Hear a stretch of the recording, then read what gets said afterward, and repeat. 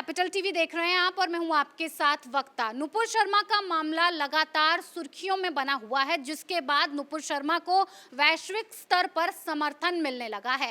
पैगंबर मोहम्मद के बारे में जो विवादित टिप्पणी नुपुर शर्मा ने की थी, उसके बाद अलकायदा ने उसका अपमान बताते हुए और उसका बदला लेने के लिए भारत पर आत्मघाती हमला करने की साफ साफ धमकी दी है कि वो इसका बदला जरूर लेगा। इसी पर कटाक्ष करते हुए, बात करते हुए केंद्रीय मंत्री मुख्तार अब्बास नकवी सामने आए हैं और उन्होंने कहा है कि धर्म की आड़ में ये जिहादी खूनी खेल खेलना चाहते हैं। ये अलकायदा इस्लाम का और मुस्लिमों का रक्षक नहीं भक्षक बन गया है। इसी पर ज्यादा बातचीत के लिए हमारे साथ मौजूद हैं कैपिटल टीवी के सीनियर एडिटर राजीव जी। राजीव जी, जिस हिसाब से बड़े लोगों का समर्थन अब नुपुर शर्मा को मिलने लगा है, क्या लगता है मुख्तार अब्बास नकवी ने जो बात कही है, किस मायने में कितनी वो सही है?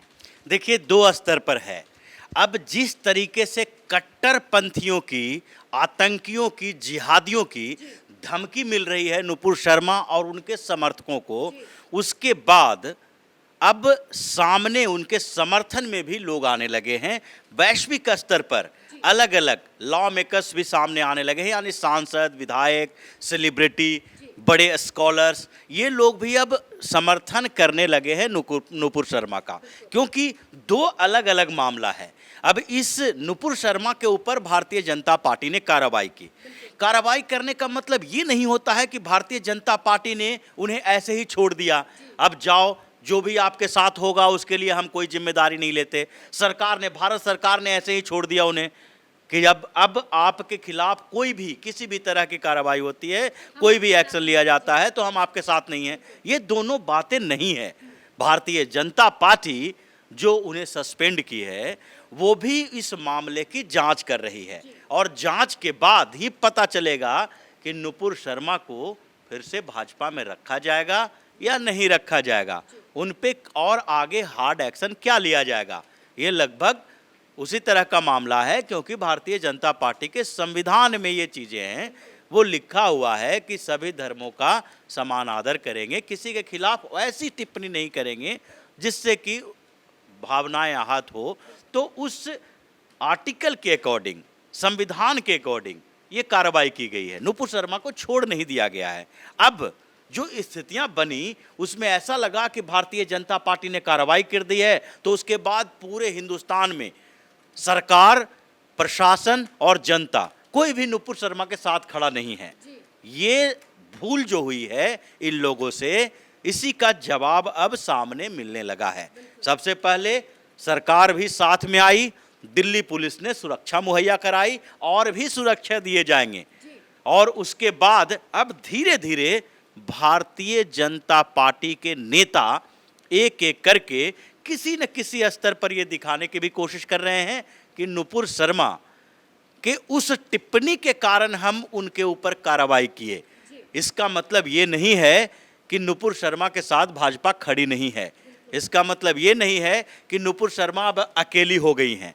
नुपुर शर्मा ने भी यही बात कही थी कि हम इस पार्टी के साथ जुड़े हैं, इस पार्टी के साथ ही आगे बढ़े हैं, तो पार्टी ने कुछ सोच समझ के कार्रवाई की होगी और उसके बाद हम इस पार्टी के साथ ही जुड़े रहेंगे।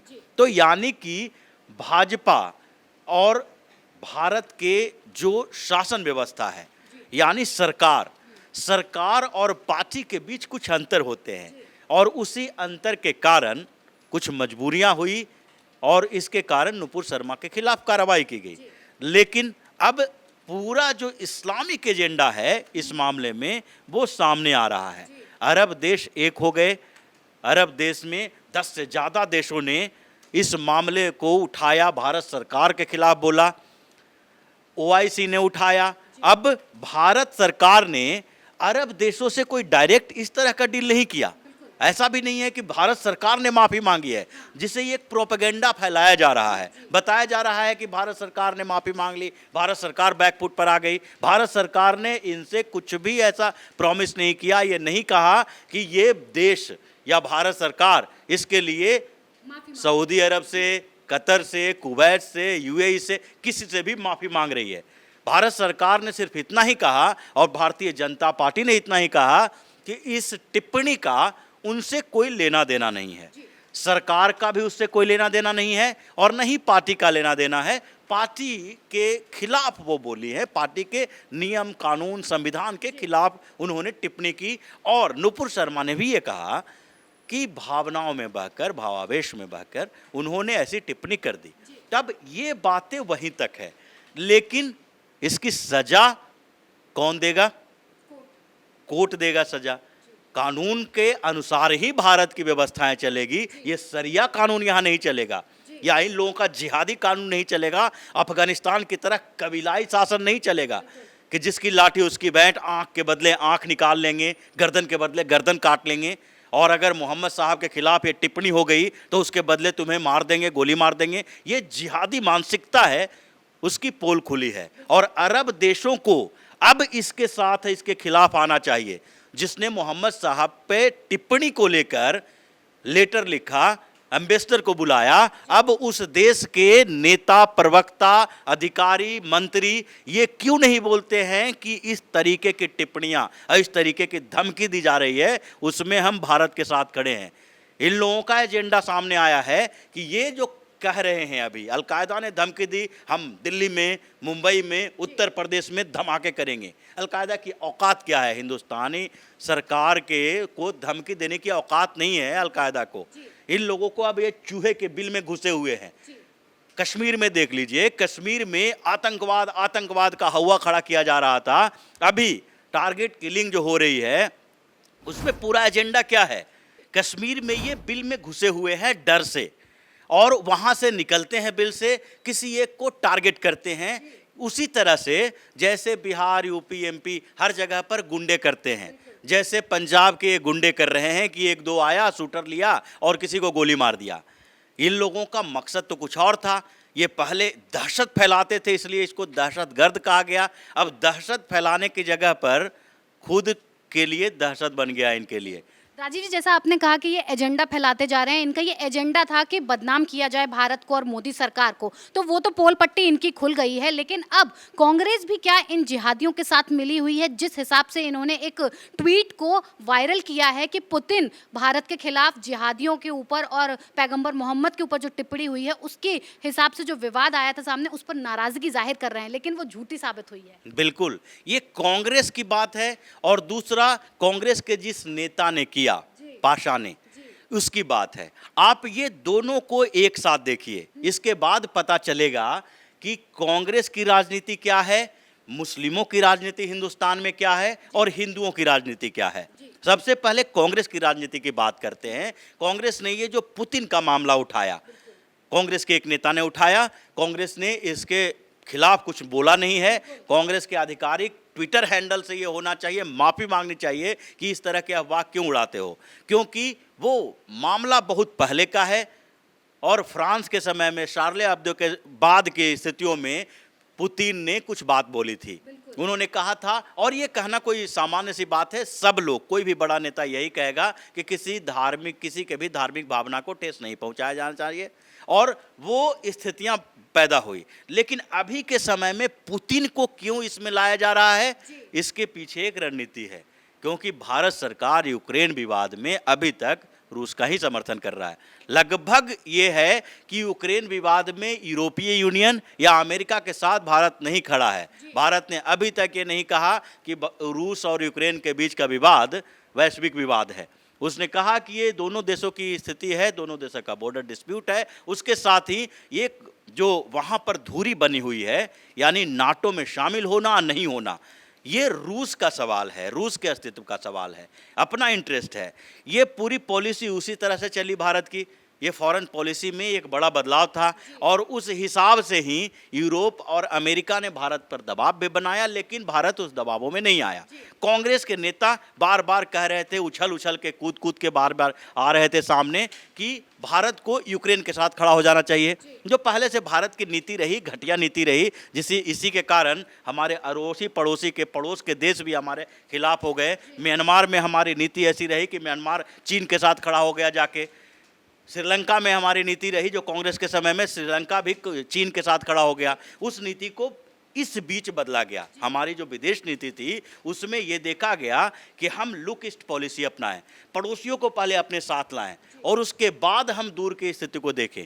तो जो रिलेशन है हमारा परंपरागत रिलेशन रूस के साथ है वो मजबूती के साथ बना रहे और उससे हमें क्या फ़ायदा होगा ये देखेंगे। सिर्फ मोरल प्रेशर में आकर किसी का समर्थन विरोध नहीं करेंगे। इस नीति के खिलाफ अब कांग्रेस ने एक दूसरा मामला ले आया। नुपुर शर्मा विवाद में ऐसा पुतिन का नाम उखाड़ने की कोशिश की ताकि ये लगे कि पुतिन जिसका समर्थन प्रधानमंत्री नरेंद्र मोदी इस बीच कर रहे हैं वो उनके खिलाफ आ गए हैं। पुतिन भी नुपुर शर्मा के विवाद में कूदे और उन देशों के साथ खड़े हो गए जो भारत के खिलाफ बोल रहा है। इसका मतलब यही था। और कांग्रेस की ये पोल पट्टी थोड़ी देर में ही खुल गई क्योंकि इंटरनेट की दुनिया है, तुरंत ही पता चल जाता है। जी, तो क्या अब सरकार इस पर कोई कार्रवाई करेगी, एक्शन लेगी जब ये पता चली है बात की अफवाह उड़ाने की और इस तरीके से बदनाम करने की कोशिश की गई? देखिए, सरकार अपने तरीके से एक्शन लेती है। हमारे यहाँ साइबर कानून थोड़ा कमज़ोर है, ये पहले से चलता आ रहा है। तो इस तरह की चीज़ों के लिए इस छोटे मोटे जो मामले होते हैं उसमें साइबर क्राइम के दायरे में आता है। उसमें अगर कोई रिपोर्ट दर्ज करवाएगा तो उस पर आगे कार्रवाई की जाएगी कि अफवाह उड़ाने की कोशिश की गई। लेकिन दूसरी बात जो हम यहाँ कहना चाह रहे थे कि ये तो कांग्रेस की पॉलिसी हो गई और दूसरी बात है कि यहाँ की पॉलिटिक्स, जो अभी मुस्लिम पॉलिटिक्स की बात कर रहे हैं, नुपुर शर्मा का विवाद आया, पैगंबर मोहम्मद के खिलाफ टिप्पणी आई, भारतीय जनता पार्टी ने कार्रवाई भी कर ली। लेकिन उसके बाद अभी देखिए जो हिंदुस्तान की पॉलिटिक्स है, हिंदुस्तान में अलग अलग पार्टियों के, भारतीय जनता पार्टी को छोड़ दीजिए, उसके बाद अलग अलग पार्टियों में हर जगह पे आपको दिखाई पड़ेगा कि कोई न कोई मुस्लिम नेता नुपुर शर्मा के खिलाफ जहर उगल रहा है। उसे ये नहीं है कि वो मुस्लिम नेता उन जिहादियों के खिलाफ जहर उगले, उनके खिलाफ बोले कि जब भारत के कानून व्यवस्था के अंदर इनके खिलाफ, नुपुर शर्मा के खिलाफ एफआईआर दर्ज कर दिया गया है, पार्टी ने कार्रवाई कर दी है, तो तुम कौन होते हो? अलकायदा कौन होता है? इस्लामिक संगठन कौन होता है? कट्टरपंथी कौन होता है जो इन्हें मारने की धमकी दे? ये एक्सेप्टेंस है।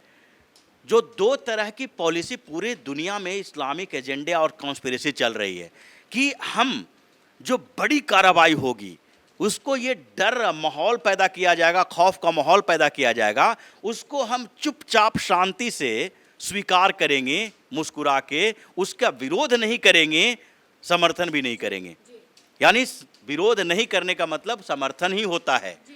जब शार्ले एब्डो में वहाँ पर जाके गोली मार दी गई पत्रकारों को, फ्रांस में, ब्रिटेन में, हर जगह अगर इस निंदा की बात होती है या जैसे नुपुर शर्मा के विवाद में हुआ, अलग अलग जगहों पर जहाँ भी ये मौका मिलेगा और जो कट्टरपंथी जिहादी लोग हत्या कर देंगे, मर्डर कर देंगे, मार देंगे, बम चला देंगे, बम से उड़ा देंगे, तो उस समय जो ये इस्लामिक स्कॉलर अपने आप को बताते हैं कि हम मुस्लिम के तथाकथित नेता हैं, परोदा हैं, विद्वान हैं, हम इस्लामिक स्कॉलर हैं, या फिर जो लिबरल गैंग यहाँ चलता है जो हिंदुओं के मसले पर हमेशा लगातार ये बात करेगा, शिवलिंग की बात जैसे ही आई उसके बाद शिवलिंग का मजाक उड़ाया जाने लगा। ये सिर्फ ज्ञानवापी की बात नहीं थी कि वो फव्वारा है या शिवलिंग है, ये निर्धारण बाद में होगा। लेकिन जो सोशल मीडिया पर जो लोग बोल रहे थे अलग अलग तरीके से, बड़े बड़े लोग, ओम थानवी जैसे लोग जो कि जनसत्ता के एडिटर रह चुके हैं, वो भी दिखा रहे हैं इस बात को लेके कि जहाँ पर पत्थर रखा हुआ था अमेरिका में ट्रैफिक के पास, वहाँ पर पूजने लगे। ऐसे कुछ लीची के बीज का उदाहरण दिया जाएगा, कुतुब मीनार का, मतलब अजीबोगरीब तरीके के जो चलाए जाएंगे, ये अब चुप बैठे हुए रहेंगे, इनका मुंह नहीं खुलेगा। ये लिबर्टी है जो सिर्फ हिंदू धर्म के देवी देवताओं के खिलाफ ही दिखेगा।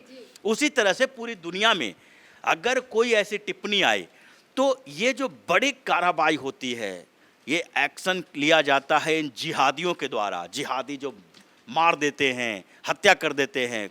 तो इन चीज़ों में जो विरोध किया जाना चाहिए, आप जाके देखिए इन लोगों का, कभी भी ओवैसी जैसे लोग भी ये नहीं कहेंगे कि ये बिल्कुल नहीं होना चाहिए।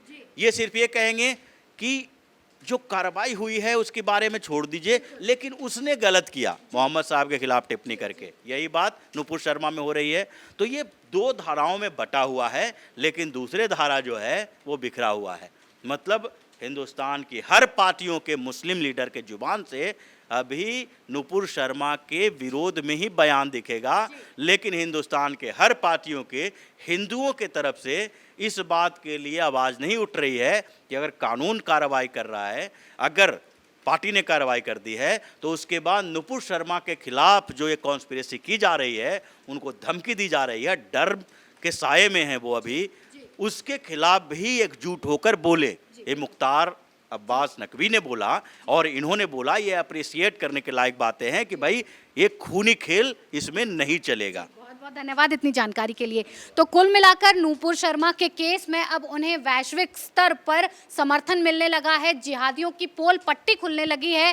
कांग्रेसी नेता जो पूरी विरोध की नीति अपना रहे थे, बदनाम करने की कोशिश कर रहे थे, फेक प्रोपेगेंडा चला रहे थे सोशल मीडिया पर, उसकी भी पोल पट्टी अब खुल गई है। साथ ही नुपुर शर्मा के ऊपर बीजेपी ने कार्रवाई भले ही की हो, लेकिन बीजेपी ने नुपुर शर्मा को अकेले नहीं छोड़ा है। मुख्तार अब्बास नकवी ने जो बयान दिया है उससे ये साबित होता है कि बीजेपी अभी भी नुपुर शर्मा का समर्थन कर रही है। इस खबर में फिलहाल मेरे साथ इतना ही। बने रहिए कैपिटल टीवी के साथ। नमस्कार।